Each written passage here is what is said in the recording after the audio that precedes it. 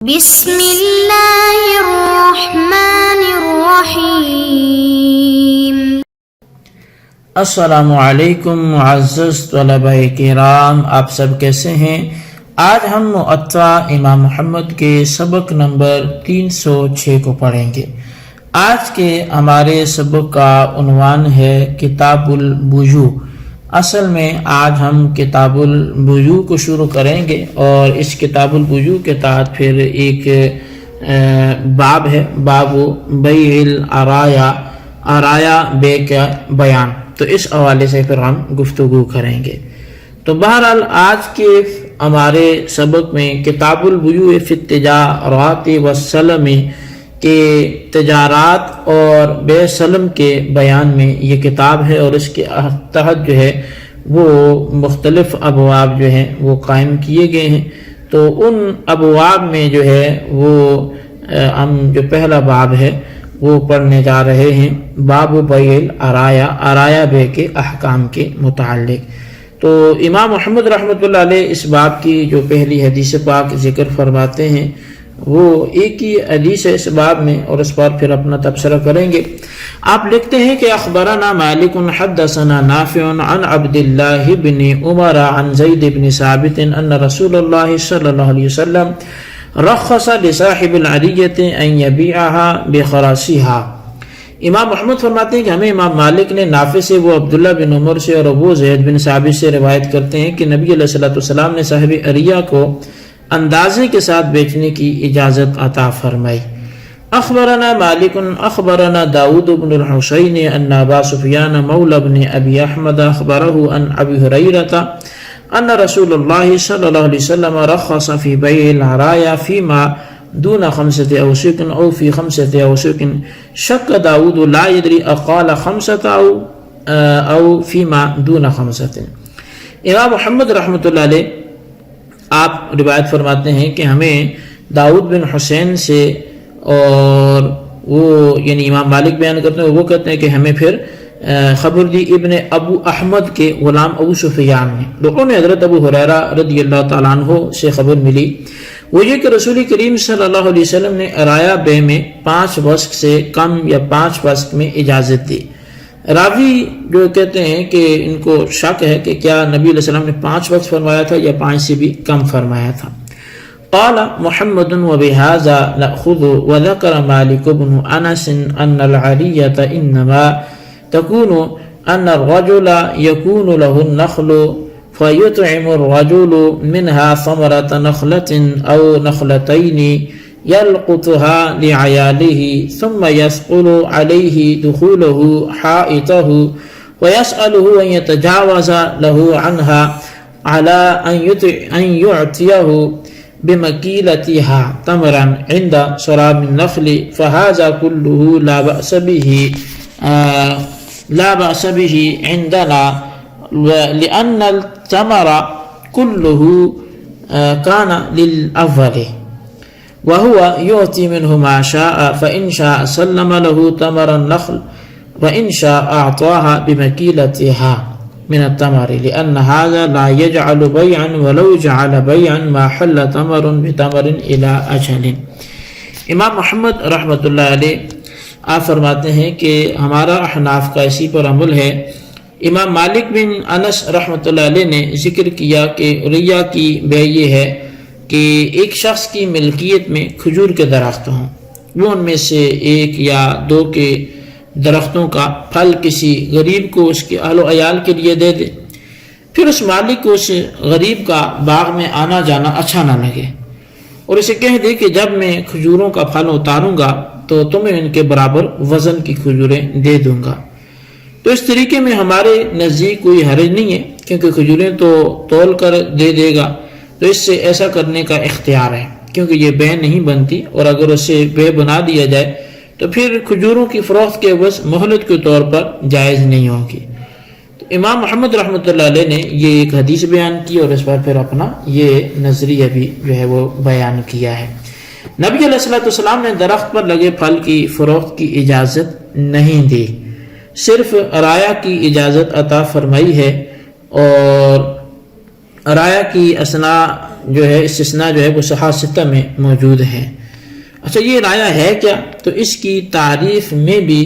فقہائے کرام کا جو ہے وہ اختلاف ہے، اور اس میں جو سب سے پہلا قول ہے وہ امام نووی جو شرح صحیح مسلم میں آپ لکھتے ہیں، وہ یہ ہے کہ رایہ یہ ہے کہ ایک شخص اپنے باغ کی کھجوروں پر پھلوں کا اندازہ لگائے اور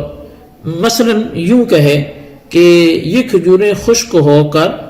3 وسق ہوں گی، اور پھر ان کھجوروں کو 3 وسق چوہاروں کے ساتھ فروخت کر دے۔ دونوں لین دین کرنے والے اسی مجلس میں اپنی اپنی چیز پر قبضہ کر لیتے ہیں۔ خریدار کھجوریں سپرد کرتا ہے اور بیپاری جو ہے وہ کچھ چوہارے دے دیتا ہے، تو اس انداز سے وہ آپس میں یہاں پر سودا کرتے ہیں۔ یہ لین دین 5 وسق کم میں جائز ہے، اس سے زیادہ میں یہ جائز نہیں ہوگا۔ اچھا 5 وسق میں امام شافعی سے 2 قول منقول ہیں۔ زیادہ صحیح یہ ہے کہ ناجائز ہے، کیونکہ اصل میں تو کھجوروں کی چوہاروں کے ساتھ خرید و فروخت حرام ہے، عرایا میں رخصت آئی ہے، اور راوی کو یہ شک ہے کہ اجازت 5 وسق سے کم یا 5 وسق میں دی گئی تھی، لہذا یقین پر عمل کرنا واجب، اور یقین 5 سے کم وسق میں ہے، لہذا 5 وسق عرفت کے تحت وہ باقی رہے گی۔ تو بہرحال یہ امام نووی رحمۃ اللہ علیہ نے جو بیان کیا وہ تھا۔ تو دوسرا جو قول ہے وہ اس حوالے سے امام محمد رحمۃ اللہ علیہ فرماتے ہیں کہ امام اعظم امام ابو حنیفہ رضی اللہ تعالی عنہ آپ نے ریا کے بارے میں ارشاد فرمایا کہ اس کے لین دین میں اگر صاحب ریا کا کسی شخص کے باغ میں کھجور کا درخت ہو اور وہ پھل دے، اور درخت کا مالک اس کے پھل کو کھجوروں کے عوض میعاد مقرر یا فی الحال یا کٹائی تک باغ والے کے ہاتھ فروخت کر دے، تو اس میں کوئی خیر نہیں ہے۔ ہاں اگر درخت کے مالک نے اس درخت کی کھجوریں کسی شخص کو بطور صلہ دی ہوں، تو پھر ان کھجوروں کے بدلے میں اندازے سے کٹائی کے وقت یا میعاد مقررہ پر چھہارے لے تو یہ مناسب ہے۔ اچھا تیسرا قول اسی حوالے سے وہ یہ ہے کہ بے عریہ کا حاصل یہ ہے کہ باغ کا مالک کچھ کھجوریں کسی کو ہبہ میں دے دے، پھر اس پر موہوب لہو کا آنا جانا گراں گزرے، تو اس لیے جائز ہے اب اس کے لیے کہ وہ کھجوریں موہوب لہو سے اندازے کے ساتھ خرید لے، حالانکہ اسی نے دی تھی، اب یہ اندازے کے ساتھ خرید لے اور اس کے بدلے میں کاٹتے وقت چھہارے یعنی خشک کھجوریوں سے دے دے۔ اچھا چوتھا قول جو ہے وہ یہ ہے کہ اس حوالے سے جو چوتھا قول ہے وہ ابن قدامہ نے تحریر کیا المغنی کے اندر، اور وہ کہتے ہیں کہ ہماری دلیل وہ روایت ہے جیسے حضرت ابو ہریرہ رضی اللہ تعالیٰ عنہ نے نبی علیہ السلام سے روایت کی کہ آپ نے 5 اوسق یا اس سے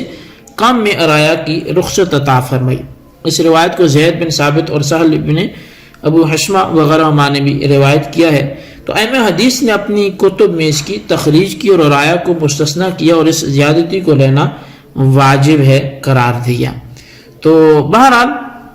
ان تمام تر اقوال کا جو خلاصہ ہے وہ یہ ہے کہ امام مالک اور امام احمد بن حنبل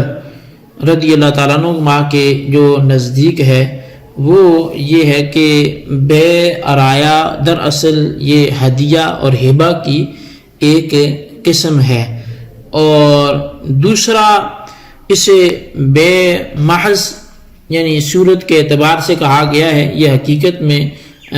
بے نہیں ہے، یہ تو ایک ہدیہ ہے، یہ ہبہ ہے، لیکن صورتاً کیونکہ یہ کچھ اس طرح کی اس کی حیت بن جاتی ہے تو اس لیے اس کو بے کہا گیا۔ اور تیسرا جو ہے فرمایا کہ یہ صرف 5 اوسق سے کم میں ہو سکتی ہے، تو یہ امام مالک اور امام احمد تھے،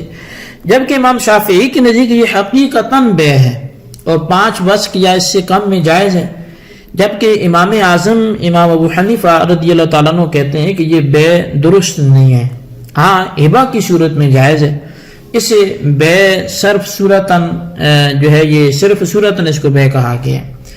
اور ان ائمہ حضرات کے مسلک میں ما بہل امتیاز وہ بات یہ ہے کہ امام مالک اور امام احمد بن حنبل بھی امام اعظم کی طرح سے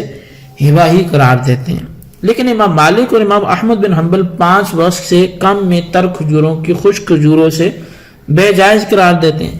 لیکن امام اعظم امام ابو حنیفہ رضی اللہ تعالیٰ عنہ اس تبادلے کی بے کو جائز نہیں کہتے،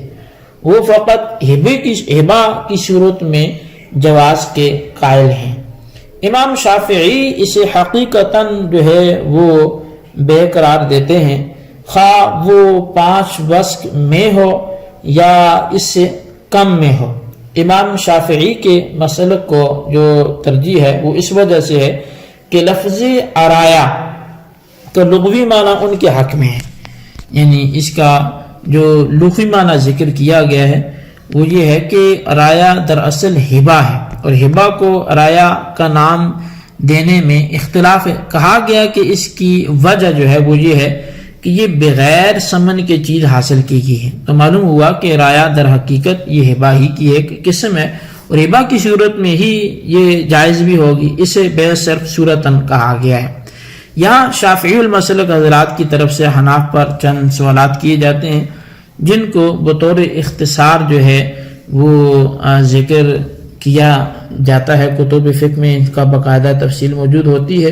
تو یہاں جو ہے وہ ان کی تفصیل کی طرف اگر ہم بڑھیں گے تو وہ بہت بات طویل ہو جائے گی۔ صرف میں مختصر سا یہ بات کرتا ہوں کہ ارایا کو بے کہا گیا، احناف اسے بے کے بجائے ہبہ کیوں قرار دیتے ہیں؟ تو جواب یہ ہے کہ اس کو بے محض صورتاً کہا گیا، حقیقتاً اس کو بے کہیں کہا ہی نہیں گیا۔ اسی طرح ایک اعتراض یہ ہوتا ہے کہ ارایا یہ جو لفظ ہے ارایا کا یہ مزابنہ سے استثناء کیا گیا ہے، اور قانون نحوی کے مطابق جو مستثنی منہ میں داخل ہوتا ہے، تو حناف نے بے ارایا کی جو تفسیر کی ہے اس کے پیش نظر ارایا بے مزابنہ میں شامل ہی نہیں ہو سکتا، لہذا اس کے استثناء کے صحیح ہونے کا کیا جواز ہے؟